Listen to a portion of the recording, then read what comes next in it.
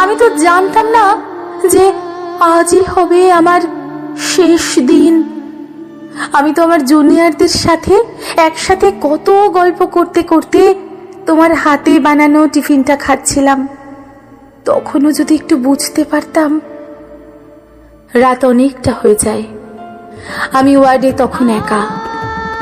ওরা আমার সাথে, ছি মা, আমার খুব কষ্ট হচ্ছিল জানো তো।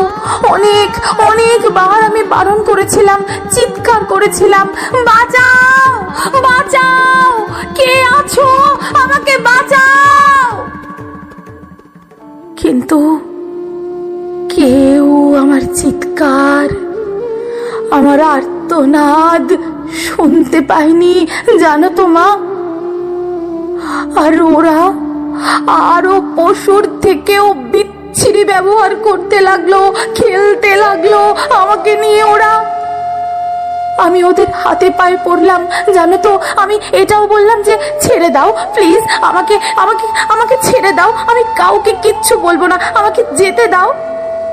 কিন্তু ওরা আর আমায় তোমার কাছে একবার যাওয়ার সুযোগটাও দিল না, দিল না তোমার কোলে শেষবারের মতো মাথা রাখতে, দিল না শেষবারের মতো তোমার হাসি ভরা মুখটা দেখার সুযোগ, শেষ বিদায় জানানোর সুযোগ দিল না মা।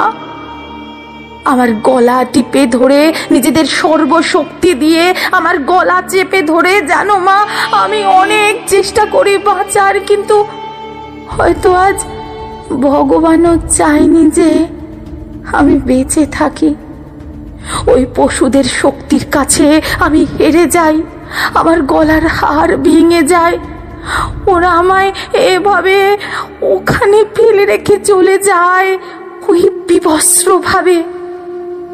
সকালে সবাই আসে, কিন্তু এ কি, আমি কারোর সাথে কথা কেন বলতে পারছি না? তোমাকেও দেখতে পাচ্ছি, তোমায় কত করে ডাকছি, তুমি শুনতে পাচ্ছ না মা আমার ডাক?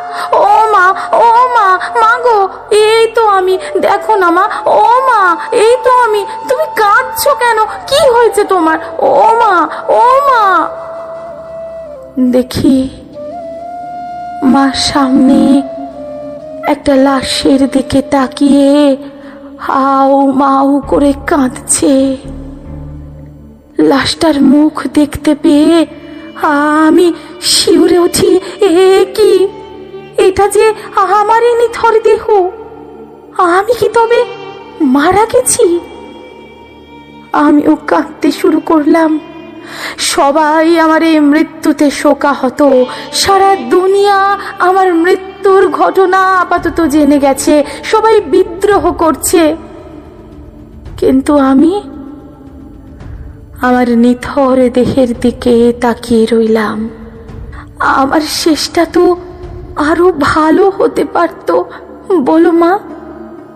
দেখো না মা, ওরা আমার মুখের দেহের কি বিচ্ছিরি অবস্থা করেছে, দেখো মা। আমার চিৎকার করতে ইচ্ছা করছে, কিন্তু আমার আওয়াজ এখনো কেউ শুনতে পাচ্ছে না।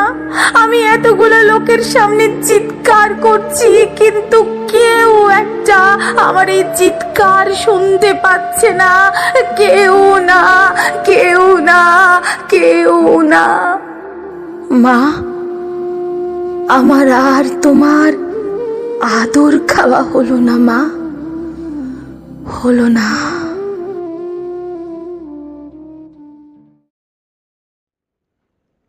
কি জানি কে, কবে, কিভাবে আমাদের চুপচাপ শুধু হাতে মোমবাতি ধরতে শিখিয়ে দিল। নইলে নারীর সম্মানে তো লঙ্কাকাণ্ড ও কুরুক্ষেত্র করার সংস্কার ছিল আমাদের। अस्तित्व तुम्हारा कब तक ऐसे वार सहोगे, बोलो बोलो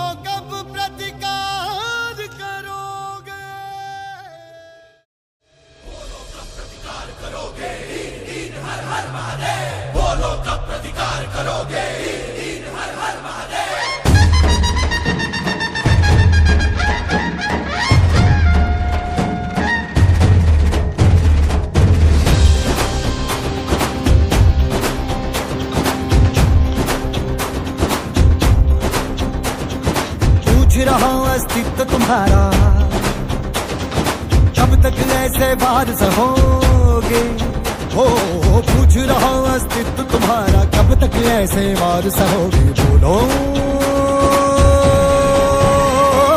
बोलो कब प्रतिकार करोगे?